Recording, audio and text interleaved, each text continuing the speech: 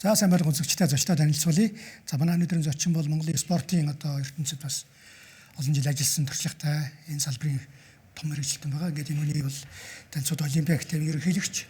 За спортын төв сургуулийн захирал доктор профессор Монгол Улсын гавьяа багш Зоригт Баатар гэж хүн байна. Ингээд өдрийн мэндэргээ танд. Өдрийн мэндэргээ. За бид ярилцах гэж байгаа энэ оноос хэдхэн хоногийн өмнө Монголын үндэсний олимпиар чуулган болж өнгөрсөн. Тэгэхээр Монголын үндэсний олимпийн хороо, Монголын олимпийн академи хоёрыг ингээд бас хүмүүс жоохон ойлгохыг бол таа юу хэлэх бол тайлбар.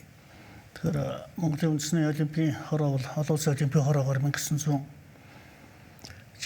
онд хүлээн зөвшөөрөгдсөн ийм байгууллага. Энэ маань Монгол улсын олимпийн хөтөлбөр, олимпийн наадам бэлдэх, баг тамирчин бэлдэх асуудлыг бүрэн хариуцах юм эрх үүрэг бүхий байгууллага.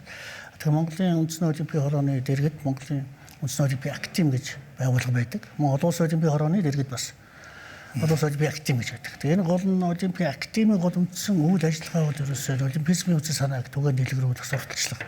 Уг залуучуудад олимпийн соёл боловсрол үндэс зүйлсийг эзэмшүүлэх сурвалж судалгааны ажлыг ийм байгууллага. Одоогийн төвшөндөө ямар байна гэж бодож байгаа вэ? Сая одоо чуулганаараа энэ асуудал яаж өндөгдөв юм?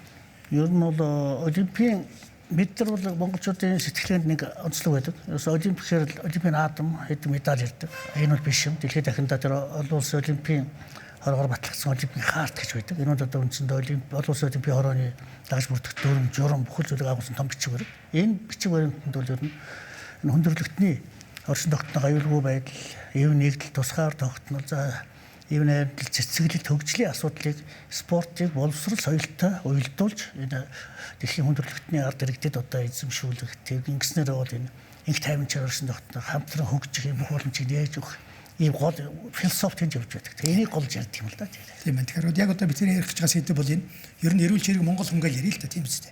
Тэгэхээр энэ бол яхарга байхгүй одоо биеийн тамирын спорт тийм ээ. Ерөнхийдөө одоо энэ олимпийн хөдөлгөөн бүгд нөлөөлөх. За тэрний одоо үдэл санаа хэрэгжиж явах юм эсвэл тэгэхээр монголчуудын хувьд өнөөдөр одоо дэлхийн олон орон олимпийн орон шүү дээ. Олимпиад оролцдог. Монгол хүний хувьд яг ямар одоо хавцаа байна гэж ингэж дүгнэв тав хүн хэрэгжлээ. За энэ бол бас цэцэн ойлголттой. Энэ бол хүндрэлтэн улс орон болон үндэсний ястан болон өөр гэсэн онцлогтой. Гэхдээ Монгол хүний одоо бие махбод талаас нь авьяас чадвар, сэтгэхүй талаас, эрх зориг талаас нь аваад үзэх юм бол энэ одоо амьдарч байгаа орчин нөхцөл, цагаагаарын нөхцөл, за мөн одоо туужин хөрүүлсэн түүх, намтар одоо бүх юмтай холбогдуулаад бид нар бол онцлогтой ардсан. Тэгээ энийг бол бид зөвхөн спортын салбарт харьцуулж үзэхэд бол ер нь бол энэ дэлхийн одоо энэ Азийн орнуудын ялангуяа халуун орны бүсд одоо амьдарч оршдог Азийн орнуудын одоо хүүхэд залуучуудын эзэмших 2-3 жил спортоор хичээлээд эзэмших энэ одоо дадал чадвар бол Монгол хүүхэд баг ихээс өвлөө төрсөн байдаг. Тэгэхээр энэ бол онцлог. Тийм учраас 3 сая гаруй хүн амтай энэ жижиг одоо хүн амтай орн дэлхийд ордог 31 медальтай явж байгаа олимпийн наадамд. Энэ бол Монгол хүний бас бие махбодын эрх зоригийн бас гол одоо потенциалыг харуулсан том үзүүлэлт гэж ойлгож байгаа. Таны одоо спортын салбарт зүтгэсэн зүтгэлийн одоо мэдээж анхны том гараа бол 1991 онд таавал залуучууд спортын хорооны дараагаар томилогдож байсан. Чи одоо 91 он гэдэг чи одоогоос 35 жилийн өмнө байна.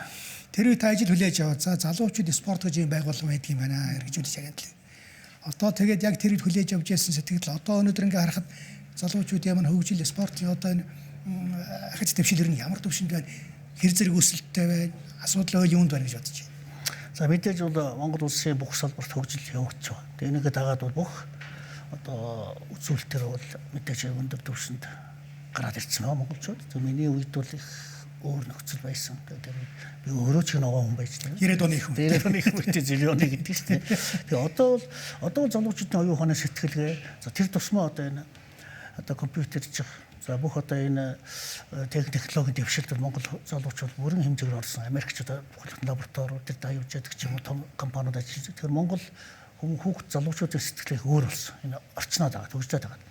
Үүнийг дагаад бие болдрын хүмүүжлийн үүдүүд бас анхаарал үзүүлэх зүйтэй байна л да. Тэгэхээр ялангуяа энэ одоо хүний одоо амьдрах гол орчин нөхцөл одоо хүчин зүйл бол эрүүл мэнд чирэгжилтийн асуудал. Энэ дээр одоо манай төр засгаас юм уу одоо бодлого хариуцсан хэрэгжүүлдэг байгууллагууд маань бол том цогц хэмжээгээр нь авч хэрэгжүүлэх бодлого боловсруулах, түүнийг хэрэгжүүлэх, орчин нөхцөлийг бүрдүүлэх, боловсон хүчний чанартай бэлдэх зэрэг юм асуудал бол харьцангуй бас тийм сайн биш байна. Тийм учраас Монгол хүний бас эрүүл мэнд за чирэгжил бие барилтын хөгжилтийн асуудал ер нь бол явандаа бол энэ чинь цаад нэгуураараа бол энэ хүн Монгол улсын оршин тогтнох асуудал, тусгаар тогтнолын асуудал, аюулгүй байдлын асуудалтай шууд холбоотой гэж би дотор боддог. Тэгэхээр би одоо харьцуулж асуух гэдэг агуулга бол энэ үл мэдээж хүний одоо амьдарч байгаа орчин нөхцлөөс шалтгаалдаг. Сургуулийн одоо үеийн тамирын заал ч юм уу тийм ээ талбай ч юм уу за тэнд байгаа багшлах чадвар одоо сургуулийн хөтөлбөр тэрэнд тавих төр зүйн анхаарал гэдэг олон юмнаас шалтгаалж энэ чинь явна л да. Тэгэхээр одоо ингээд сургуулиуд биеийн тамирын талбайгүйч байдаг юм уу ялангуяа ихтэй сургуулиуд бол бүр заалж байхгүй юм зөндөө үзэгдэл байж тийм бол буруу гэж таны юу гэж байна. Тэгвэл яг ер нь бол дэлхийн одоо энэ газар нутг маш багатай орнууд Аз, Япон, Солонгос, Гонконг ч юм уу энэ орнууд бол одоо үнэхээр бол гаднаас заавал 400 м-ийн талбай өгөх юм. Одоо бие тамирын талбайтай байна том манайда урдан гэмээр том заалтай байдаг. Тэгэхээр энэ бол тэр улсууд чинь боломжийг олгож гэж байна. Алсын харж байна. Энэ хүн эрүүл байвал чирэг байвал бие барилтын хүмүүс сайтай байвал нэгдүгээр тэр одоо хүний хувийн талаас бол эрүүл чирэг байдал гэж чухал хэлээд. Хоёрдугаар тэр биеийн тамир спорт эрүүл чирэг байдал чинь эргээд хүний хүмүүжил төлөвшил сэтгэхгүй бие дааж авч явах чадвар зэрэгт маш шууд нөлөөлдөг учраас энийг бодолцоод байна л да. Тэгэхээр одоо заал талбайгүй сургуулиуд бүгдийг бид нар үндэсний Улаанбаатар хотод бүх гаднах талбайг орон сууц бариад баар машин зөвшөөрлөг авчихсан тийм. Тэгэхээр ингээр одоо зөвхөн нэг заал нь одоо 2-3 хэлж хичээлж байгаа сургуулиуд байна. Энэ бүгдийг одоо энэ дээр засах энэ дээр шийдвэрлэх асуудлыг цогцоор нь авч үзэх зүйтэй юм уу гэж бодож байна. Тий одоо энэ их чухал асуудал юм шиг байна. Ягаад гэвэл бид нар чинь нөгөө хөгжлийнхөө оюунд хөтлөгдөөд мөнгө төрөндөө баригдаад өндөр өрсөлдөөнд орцсон. Гэтэл нөгөө хүүхэд ямар орчинд яаж эрүүл спортлог өсгөө гэдэг тэр орчны одоо хүүхдүүд нөгөө өгүүл тавьж чаддгүй учраас орхиж яддаг шүү дээ. Зөв. Тэр ер нь бол хүүхэд эцэг эхчүүд ялангуяа хүүхдийн эрүүл ах уу за бие бэлтэр оюун санааны төлөвшөөрөг бол онцгой нэгт одоо бүгд одоо үлдээ холбоотой авч үзэж явах ёстой. Сургууль ч гэсэн байдаг, төр засагч байдаг. Тэгэхээр ер нь бол нийгэмд бол 4-5 салбар байдаг. Төр бол одоо өөрийнхөө одоо алханд өндөх шиг хамгаалж явах ёстой. Энэ бол одоо мэдээж эрүүл мэнд, боловсрол, соёл, бие тамир спорт. Энэ том нийгмийн том 4 салбарыг бол бид бол онцгой авч үзэх хэрэгтэй. Авал Монгол Улсын гаяад гэсэн спортын одоо тусгай сургуулийн захирал. Тэгэхээр яг спортын төрөлсөн сургууль хэд байдаг Монголд? Монголд одоо 13 сургууль байна. Тэгэхээр бол одоо 13 сургууль зарим нь арай өөр хэлбэртэй. Ерөнхий улс төрийн сургууль, ерөнхий улс сургуультай хамтраад одоо нэгсэнтэй бол өөр тэр авийнхаа хүүхдүүдийг сургаа явдаг. Тэр дотор нь тэр нийт хүүхдүүдийн дотор спортоор хичээлдэг хүүхдүүд бас тодорхой нийслэл явдаг. Бие даасан дагсан хэлбэртэй бол манай сургууль бол хамгийн одоо гол төлөөлөл болж явдаг. Тэгээд бол 460 гаруй тамирчин сурагчтай одоо спорт 10 төрлөөр хичээлж байна.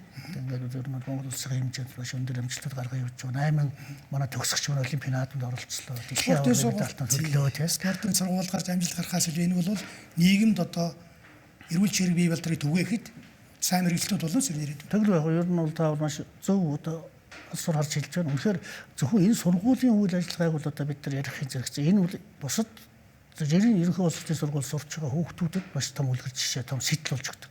Энэ спортоор хүүхдчүүд ийм амжилт төрж болох юм байна. Иймэр алдартай болох юм байна гэсэн ийм ойлголтуудыг өгдөг учраас энэ цаагаараа нийгмийн талын ач холбогдол асар өндөр юм л да. Тийм байна.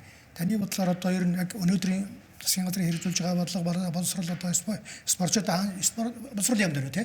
Энэ явж байгаа бодлого дээр та шүүмжлэлтэй дааш юу хэлэх вэ? За гэхдээ ер нь боловсролтой холбоотой асар олон зүйл хэлж болно. Гэхдээ би цэвэр спорт, хүүхдийн спорттой холбоотой ганц зүйл санал хэлье л да. Тэгэхээр хүүхдийн спортын бодлого Монголд одоо байхгүй. Ерөөс эцгийн орон дээр явж байгаа.